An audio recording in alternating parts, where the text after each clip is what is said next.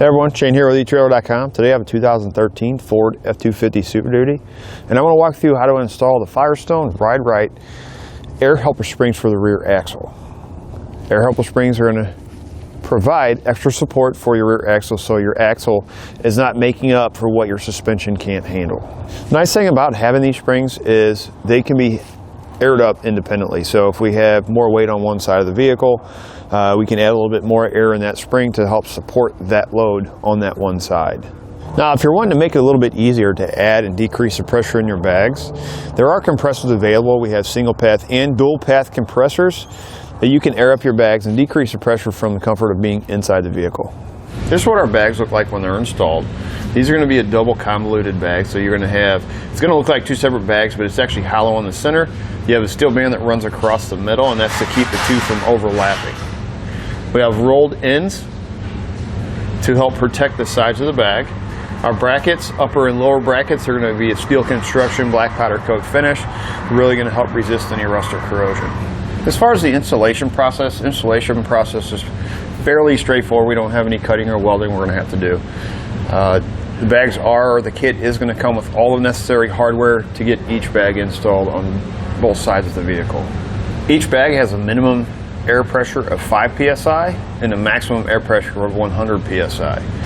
What I like to mention is at least keep 5 to 10 pounds in it, and that keeps pressure on the bag. Don't let them deflate all the way. If you're not hauling anything, you have air in your bags, it is going to ride rough, so you want to make sure you lower that air pressure down to the minimum that you can get it to make your ride more comfortable. Before we get into the installation, we're going to take a few measurements of the front and the back to get a factory ride height. That way when we add our bags, we know how much pressure we need to put in to get us back to that normal ride height when we're carrying weight. Well, what would be the purpose of having bags on the back? Well, if we're carrying a heavy load in the back of the vehicle, maybe we have a trailer that has a heavy load on it, it's going to squat the back of the vehicle. What it does is it puts unnecessary stress on your rear axle because your suspension can't handle it. As it squats, it's raising the front spring roll. So your leaf spring, the front roll, is pulling that up, and what it does is it raises the front of the vehicle. When it raises the front of the vehicle, your headlights are now aiming up instead of at the road. Your tires are going to turn in, so you're going to get all the wear on the outside, so you're going to have to spend extra money replacing the tires. Braking is going to be affected, and your steering is going to be really light. So that's going to make driving conditions unsafe when you're hauling a load. Putting bags on is going to allow you to get your vehicle back up to normal ride height, get the front end back down, normal steering, normal braking, normal tire wear. We're going to go ahead and take a measurement here, and this is without weight in the back of the truck. Center of the wheel to the bottom edge of our wheel well. In the back we're at about 40 1/4 inches, so you want to take note of that. And at the front we are at about 40 inches. So again, take note of that so we know where we need to be once we add a load on after our bags are installed. Now, with weight in the back of the vehicle, we have about 1,100 pounds. We're going to go ahead and take another measurement in the back and see how much of a change it made. So we're at 38 inches, so it dropped quite a bit. So in the front, we're at about 40 1/4, which it didn't raise it much, but being an F-250, we can add quite a bit more weight to the back. When we do that, when we get closer to what the vehicle can handle, the back's going to squat a lot more, front end's going to raise up more. Again, it's going to make it unsafe driving conditions. Now we're going to go ahead and take it out on the test course to show you how it performs without anything installed, or without the bags installed. Here on this part of our course, we have some speed bumps to kind of simulate uneven terrain, driving on different terrain levels. So we'll see how it works, how it feels.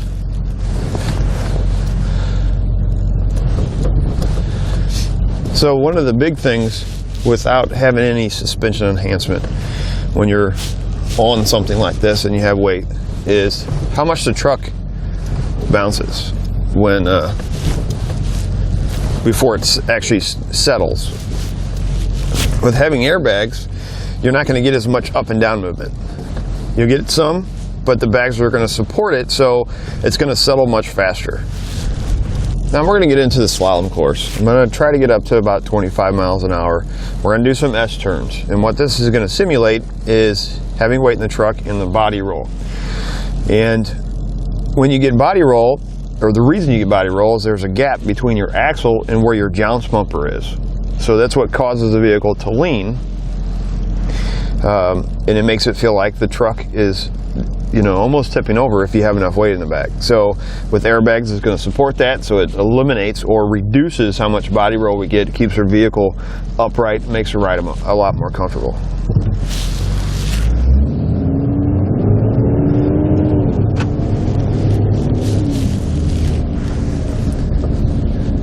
Now with our airbags installed, we have about 55 PSI in each bag, same amount of weight in the back of the truck, and we're back up to our normal ride height, which means our front end of our vehicle is back down. It's going to make it much more safer for driving. Now with our bags on, same amount of weight, we're going to go ahead and run it back to our test course again and see how much of a difference it made.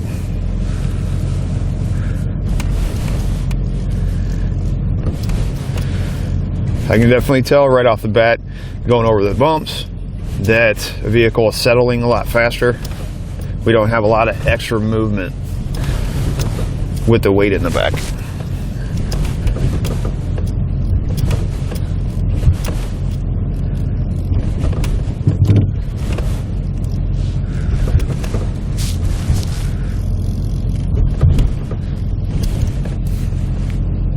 Now we're back out on our slalom course. We're going to go ahead and run through it again and see how much body roll has decreased.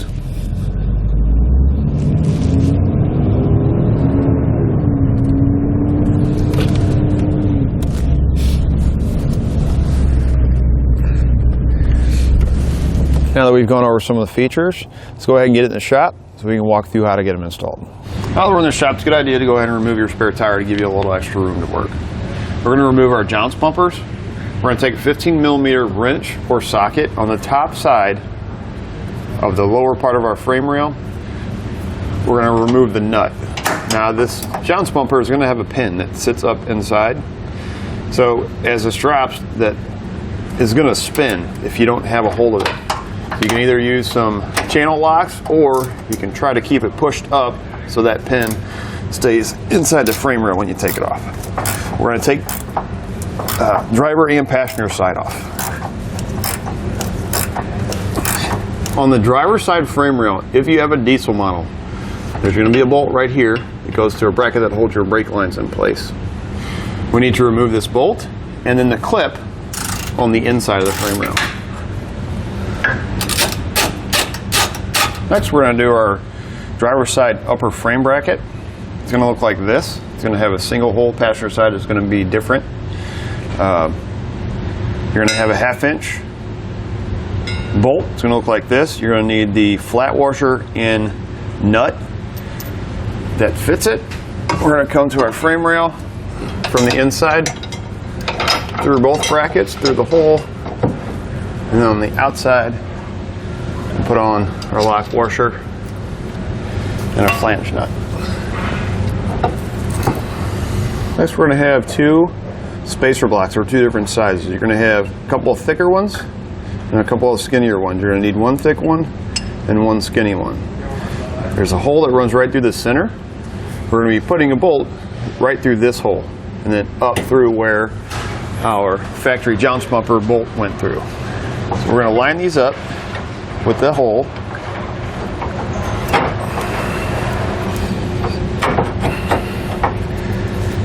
You're going to have a flathead Allen bolt, or Allen head bolt. We're going to go through the brackets, up through the factory hole in the frame. Once you have your bolt going through your bracket, through your frame rail, you're going to put on the a thicker flat washer. Once you have your flat washer on, then you put on your flange nut. We'll tighten it and then torque it to the specification in the instructions. We're going to take a 9/16 socket on the nut side, 7/32 Allen wrench and tighten the lower bolt going up through the frame rail. Then we'll come back and we'll tighten the top one.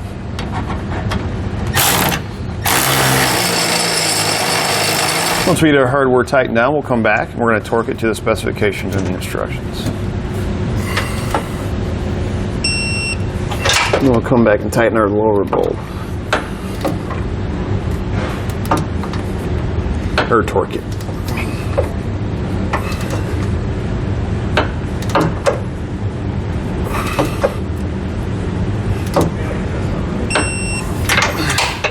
Now we're going to take our bag. We're going to need a large hex nut and the star washer. This post is going to go through this large second hole or inside hole here. This pin is going to go in this hole towards the front of the vehicle. It might be a little bit easier if you're doing this on the ground to jack up the frame and let the axle kind of separate from this bracket, give you a little extra space to work. Spin around like that. And we'll go on top, put the star washer and the hex nut. We'll come back with an 1 1/8" socket and tighten the nut down. Next, we're going to take this bracket. We're going to make sure that these two flanges with the two holes in it are facing towards our leaf spring. We want this to go up and it's going to touch the bottom of the bag. Then we're going to have a small button head screw. It's going to go through here and it's going to bolt right into the bottom of the bag. It's going to sit on top of this.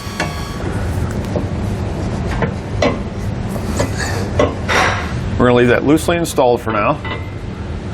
We're going to raise it up. You're going to have a bracket that's going to look like this. And it's going to slide underneath.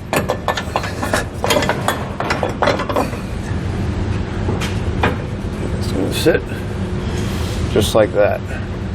Now we can come back and we'll tighten this bolt and then torque it to the specifications and the instructions.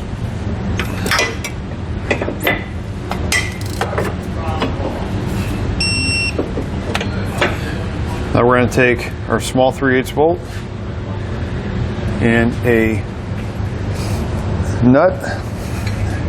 We need to go through both brackets. It's going to be a little tight.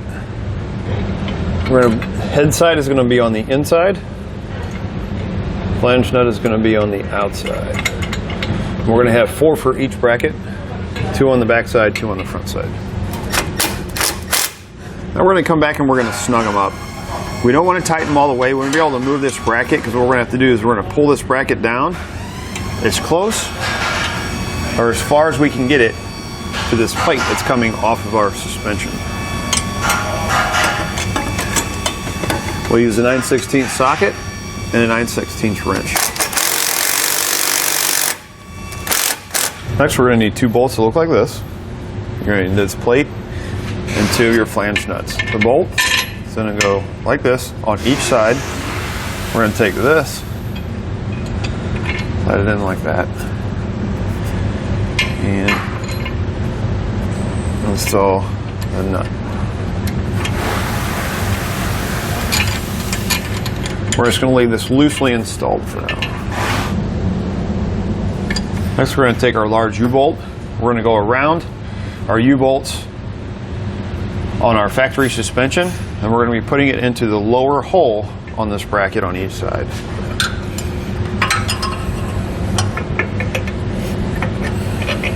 And then we'll add on our flange nut. Now we're going to take our 9/16 socket.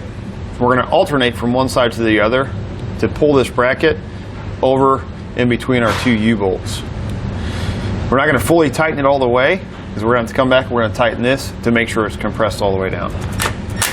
Our idea here is on the top side of the bracket there's 2 little flanges. You need to make sure that they stay inside of the 2 factory U-bolts. So we're just going to tighten enough where that'll stay in there and we'll come back and we'll tighten it down.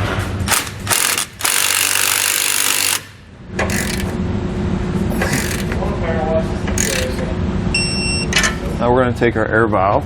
Notice the thread locker. When we tighten this down, we want to make sure we're tightening it down to where you don't see any more of it.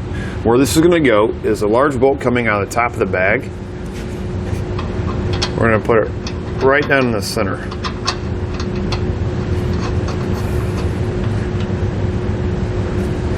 Then we'll take our 9/16 wrench or socket and tighten it into place. Next, we're going to move over to our passenger side and start installing that bag. The only difference between the driver's side and passenger side is the top bracket. If it's a diesel truck like we have here, you're going to have a exhaust sensor that's mounted on there.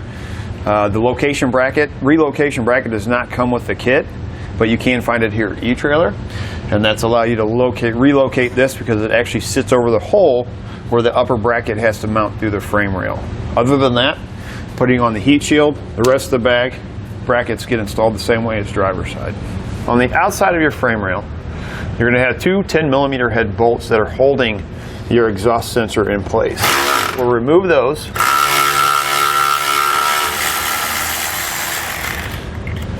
And you want to hold on to the bolts because we're going to be reinstalling them. And you'll notice, you see that one? There is a clip that's on here that the bolt feeds into. Make sure you hold on to those, or make sure if they fall off you put them back on, because those are what is going to hold this onto the new bracket. This is what our passenger side bracket is going to look like. This is what the relocation bracket looks like. It's actually going to sit just like this.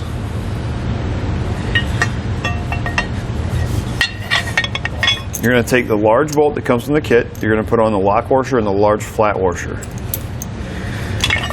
We're going to feed it through both brackets like that. You're going to have a block that looks like this. On your frame rail, there's an oblong hole. You need to make sure that this is inside that hole. This is going to be on the outside of the frame rail, inside of the frame rail, and it's going to bolt right into that little bracket. This is the hole. I'm going to take this plate and slide it in just like that. We're going to take our brackets.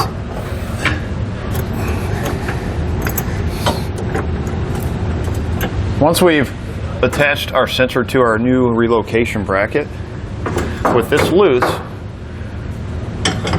we'll make it easier on ourselves here. Go ahead and run this bolt up through, and then we'll repeat the same thing. Large flat washer, and then the nut. I will use our 1 1/8" socket. I do suggest a swivel here so that you can get past your exhaust. Go ahead and tighten that down, and then we'll come back and torque to the specification of the instructions.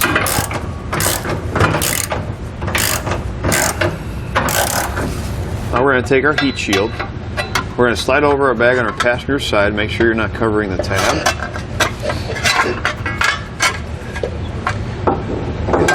Fed up into the slot here. We're going to make sure that tab goes into that hole, just like we did on the driver's side. And we'll put our star washer on top, followed by the nut.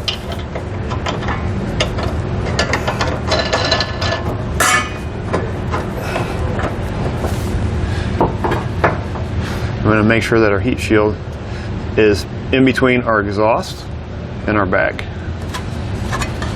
To finish up our lower brackets on our passenger side, we're just going to repeat the same process we did on our driver's side. We're going to take our airline that comes in our kit, we're going to put the two ends together, we're going to follow it to find the center. We're going to take some tube cutters, some airline tube cutters, and we're going to cut it in half. It's going to give us equal line from each bag to the back of the vehicle. Take your finger, if you're cutting it, kind of run it along the edge. That'll help take off any the little burrs or anything like that. You want to make sure that the ends are cut flush. They're not at angles and your line's not pinched together. We're going to take one end of our airline. We're going to push it right into the top of our valve on top of our bag. Push it down till you kind of feel it click into place. Give it a little tug and make sure it's in line. We're going to take the rest of our line, we're going to route it to the back of the vehicle. Make sure you stay away from anything hot or moving. I'm running mine right over the top of my spare tire bracket. It runs from one side of the vehicle to the other. For our passenger side line, we're going to have two heat sleeves. We're going to slide them over our line. We'll take one in, put it in our valve. That's going to be the end with the sleeves on it. I'll make sure the sleeves are slid all the way down to the valve.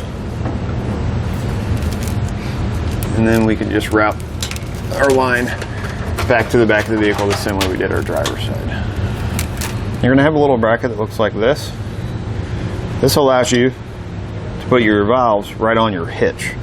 And it's going to come with two very large zip ties. You're just going to run them through the ends like this.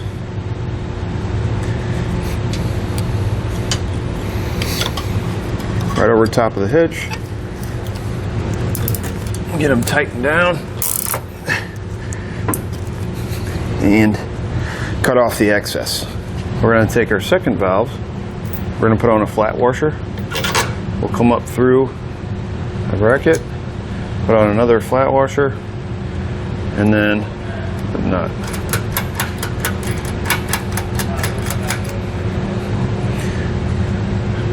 Go ahead and do that to the second valve. Take our line for our driver's side. Stick it in until it kind of pops there, and we'll take the rest of our extra line, kind of roll it up and zip tie to some factory wiring up here behind the back bumper. Once you have all your lines ran, go ahead and add about 70 pounds of pressure in each bag. You're going to get some zip ties that come in your kit. Check any lines that may be close to the bags. Use the zip ties that come in the kit. Zip tie them out of the way so they're not rubbing. Then we're going to take some soapy water. We're going to spray anywhere that our airline goes into a fitting. What we're looking for is we're looking for little bubbles to form. Looks like we're good there. We're going to repeat that same thing again for anywhere that our airline is going into a fitting. Once you've checked for any leaks, you've determined you don't have any, or if you've had some, you've fixed them, you can go ahead and reinstall your spare tire and you're ready to go. It's going to do it for a look at and installation on the Firestone Ride-Rite air helper springs for the rear axle on a 2013 Ford F-250 Super Duty.